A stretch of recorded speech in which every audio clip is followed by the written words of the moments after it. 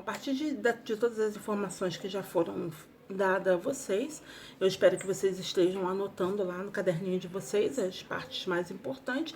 Nós vamos dar continuidade aí nas organizações ou então nas orientações para a equipe de enfermagem, ok? Vamos à segunda parte da nossa aula de hoje.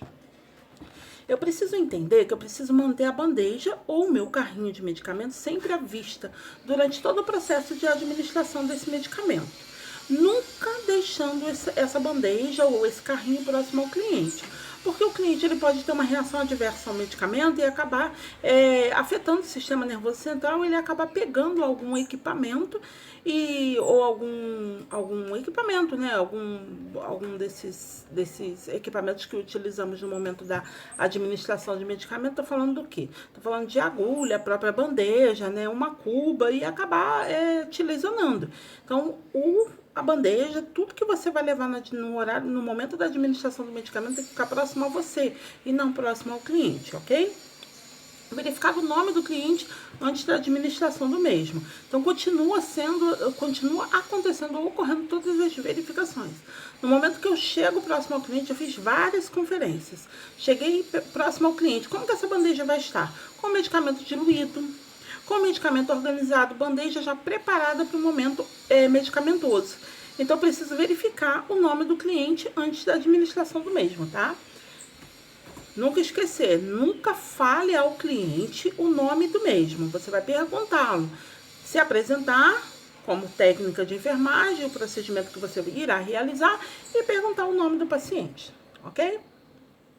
Esclarecer ao cliente sobre o medicamento que irá receber quando ele ainda estiver lúcido. Vamos entender que tem medicamento que traz efeitos adversos. E esse medicamento ele pode trazer sonolência, pode trazer algum comprometimento do sistema nervoso central. E o paciente ele não vai compreender, principalmente quando ele tem esses efeitos inesperados. Eu preciso orientá-lo sobre o efeito para que o paciente não seja pego de surpresa com a reação adversa ao medicamento, tá bom? Efetuar o registro do medicamento administrado com hora e data da realização. Onde eu vou efetuar esse registro? No prontuário do paciente, tá? Volto ao prontuário, registro todo o procedimento. Se eu aferi sinais vitais, administrei medicamento, tudo isso vai ser passado lá para o prontuário do meu cliente. Na injeção intramuscular, IM intramuscular, tá?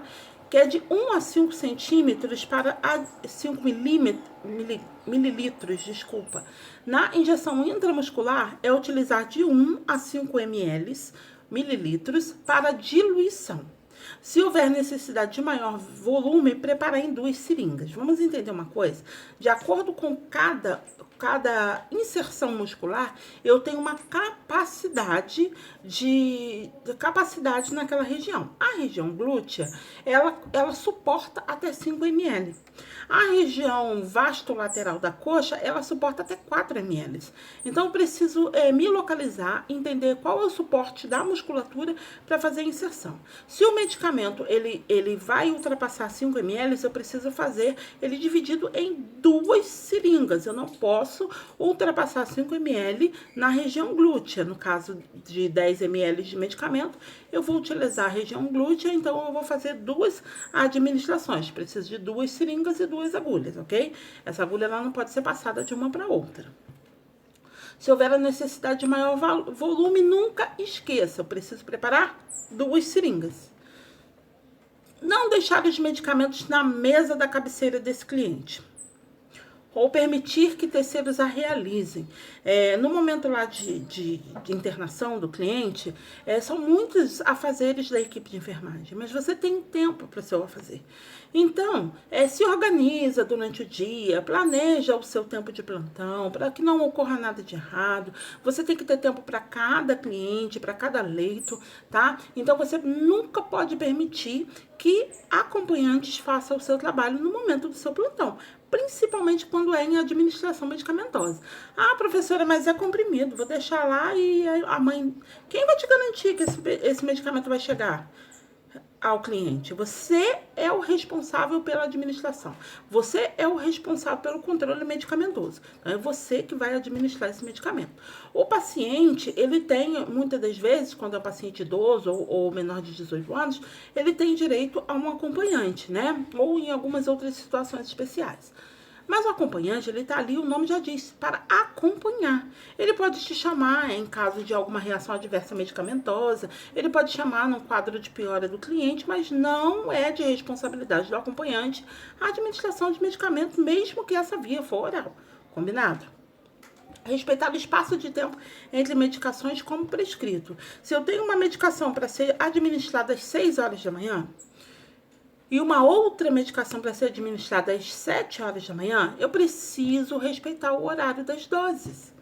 Porque esse horário, ele está ali estipulado pelo médico, ele tem uma eficácia de acordo com o tempo de administração.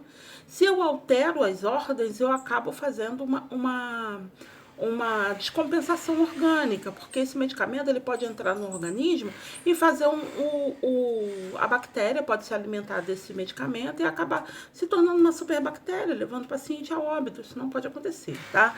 Respeite sempre o horário das medicações prescritas. Utilize luva sempre que houver a possibilidade de entrar em contato com as secreções do seu cliente. Luva em todos os procedimentos, combinado? Sempre vai ter a possibilidade de entrar em contato. E agora a gente vai estudar um pouquinho as agulhas, né? Os seus tamanhos, a cor dos seus canhões, em que momento que elas são utilizadas e quais aplicações. Então, isso aqui precisa estudar. Esse é um quadrinho que eu desejo que cada um de vocês passe esse quadrinho lá para sua caderneta de anotação, tá? Sempre você vai precisar dar uma olhadinha, esquecer alguma coisa, ele tá lá para te auxiliar, combinado? Então, eu tenho a agulha 25x8 e 30x8, que o canhão dela é verdinho, tá? Ela para utilizar em quê? Em situações de injeções intramusculares ou endovenosas, tá? Em quais soluções? Aquosas e oleosas. A 25x7, a 25 e a 30x7, ela já tem um canhãozinho preto. O canhão é aquela parte colorida da agulha, tá bom? Ela também pode ser utilizada entre intramuscular e endovenosa, só que em soluções aquosas, porque ela é mais estreitinha, tá bom? A 40x12, gente, o canhão dela é rosa, ela é enorme, só pode ser utilizada para aspiração de medicamentos, soluções aquosas ou oleosas, não importa, só para aspiração. Eu tenho a 13x3,8, que ela tem um canhãozinho cinza, ela é bem pequenininha, tá? Ela é utilizada em injeções subcutâneas e intradérmicas, muito utilizada para insulinas e vacinas. Sempre muito utilizadas nessa situação. Eu tenho a 13x4,5. O canhãozinho dela é marrom. Subcutânea e endovenosa, tá? Vacinas e soluções aquosas. 20x5,5. Canhão roxo. Subcutânea, endovenosa, vacinas e soluções aquosas. Nesse caso, elas são menores. Elas foram utilizadas muito em crianças, tá? Principalmente essa 14x4,5. Ela vai ser utilizada em endovenosa em criança, tá? Em público idoso que tem a pele mais sensibilizada. Então, isso tudo vai ser muito discutido ainda nas aulas posteriores, tá bom? 20x6, canhão azul. Pode ser utilizado em subcutânea e endovenosa, soluções vacinas e soluções aquosas. Então, você percebe aí que a 13x4,5, 20x5,5, 20x6, elas são muito utilizadas em vacinas. Eu tenho a de canhão cinza, que é a 13x3,8, que também é utilizada em insulina e vacinas, tá? E sempre soluções aquosas. Por quê? Porque elas são menorzinhas. Então, elas não vão suportar soluções oleosas, combinado? Anota isso no caderninho de anotação. Bom, aí eu falei para vocês de inserção em musculatura, tá? Eu tenho o deltoide, que é esse músculo maior do braço, tá? A gente nunca pregueia músculo, você pode localizar o músculo, agora preguear músculo nunca. Você localiza o músculo, nunca preguear, tá? Então, essa é a região músculo deltoide, região deltoide. A região músculo dorso glútea, ela vai ser utilizada na parte superior e exterior. Se você observar a figura aí, ela vai ser dividida num quadrante, em que a injeção ela vai ser centralizada na região superior posterior, tá? E aí você centraliza, é a mesma situação. Você vai centralizar por quê? Acima, se você observar na figura ao lado, a gente tem a crista ilíaca. E se você não centralizar a região posterior, superior posterior, você vai acabar fazendo com que a agulha chegue nessa região óssea. E isso pode trazer lesão, quebrar a agulha. Então você vai ter que centralizar o meio da superior posterior, tá bom? Aí eu tenho o músculo, que é o anterolateral da coxa. E eu tenho o músculo ventroglúteo. Esse, ele pega direto na crista ilíaca, ele pega a lateral da crista ilíaca toda. Então, ele existe um mecanismo. Eu preciso segurar a parte, a região, lateralizar a mão e fazer a aplicação no meio, ok? Isso daí a gente vai fazer melhor isso daqui a gente precisa estudar melhor em laboratório, tá? Para poder eu demonstrar a inserção dos músculos, as técnicas, tá bom? Mas agora já dá mais ou menos para vocês visualizarem tudo aquilo que foi ensinado. E aí a gente vai falar um pouquinho sobre os catéteres, tá? O que é um catéter? Catéter venoso periférico são os scalpes e os gelcos, tá? Eles têm suas numerações e calibres diferenciais pela cor, e o gelco com numerações pares, scalp com numerações ímpares. Então, se eu entender que o gelco ele sempre vai ter uma numeração par e o scalp sempre numa numeração ímpar, eu fico mais localizada, tá? Então, vamos lá. O gelco, ele é um equipamento que ele tem ele é um equipamento agulhado que ele tem uma parte siliconizada. Então, quando você retira a parte agulhada, vai ficar o silicone. Ele vai dar mais estabilidade, mais conforto ao cliente, principalmente em clientes internados, né? E ele tem uma durabilidade maior, tá? Enquanto o scalp eu tenho uma durabilidade de 24 horas, o gelco ele chega até 72 horas. Então, se o cliente está internado, com certeza a possibilidade é muito melhor você fazer uma inserção por gelco do que por scalp. Agora, se for uma administração de medicamento, uma soroterapia, o cliente vai ser liberado em seguida, você pode utilizar o catéter agulhado, tá? É o catéter sobre agulha, catéter sobre agulha e o catéter com agulha teflonado com agulha de silicone, que aí eu já tô falando do gelco. O gelco eu vou ter a numeração menorzinho, é 24, aí ele vai crescendo. Então, o canhão amarelo é o 24. Aí já vem o canhão azul com o número 22, o canhão rosinha de numeração 20, aí ele vai aumentando a sua espessura. Vai observando isso aí. O canhão verdinho de numeração 18, o canhão cinza de numeração 16 e o canhão laranja de numeração 14. Esse daqui, de números pares, ele é o gelco. Agora vamos para o scalp. O scalp eu já tenho o branco de numeração 19, o 20, o 21 de numeração de cor verde, o 23 de cor azul, o 25 de cor laranja ou vermelhinha e o 27 de cor cinza, tá? Ali ficou meio escurecido, mas é cinza.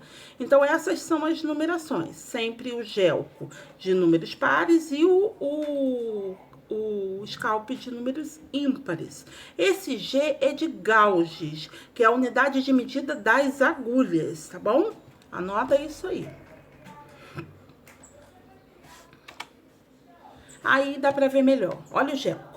Ele é um catéter sobre agulha, né? Sendo que ele tem uma parte siliconizada. E aí você vai ver o catéter, a agulha pré-lubrificada. Essa agulha ela vai ser retirada, você vai inserir, você vai empurrando a parte da agulha junto com a parte de silicone. Quando você tiver introduzido e apareceu o sangue nesse dispositivo, aí você começa a remover. Ao mesmo tempo que você empurra a parte de silicone, você vai retirando a agulha. Quando você termina de retirar toda a agulha do catéter, você dá uma segurada na artéria, porque senão vai vazar sangue, tá bom? Ele tem esse filtro, tá? A cápsula, que é o que vai encapar, a cápsula do dispositivo e a tampinha da cápsula, ok? E aí dá pra você ver direitinho o gelco do 24 ao 14, nas cores que foi apresentada lá atrás. E aí a gente fica por aqui, fiz a apresentação das agulhas para vocês, dos scalps, dos gelcos, tá? A apresentação das agulhas e suas numerações intramuscular. Você não pode esquecer que todas essas agulhas, vamos voltar aqui só para recapitular. Ó, essa numeração de agulha aqui eu falo muito em intramuscular, né? Porque as agulhas e as seringas, elas são utilizadas em sua grande maioria em vacinas e em administração medicamentosa intramuscular. Não que não possa fazer a administração de medicamento por endovenosa, mas que são mais utilizadas para intramuscular, podendo também ser utilizadas em situações de medicação endovenosa, ok? Aí aqui tá todos as inserções musculares, né? Depois, em seguida, eu apresentei para vocês o gelco, suas numerações pares do 24 ao 14, sendo o 24 de menor tamanho e o 14 de maior tamanho, ok? Do lado oposto, deixa eu chegar aqui para vocês observarem melhor. Do lado oposto, eu tenho o scalp. O scalp, ele vai do 19, que também é o do 19 ao 27, tá bom? Sendo que a numeração aí é ímpar, vou apresentar isso tudo para vocês em momento de estágio. E o G, que chega no final, 19G, 21G, 23G, 25G, são os gauges, que é a numeração de medidas desses catéteres.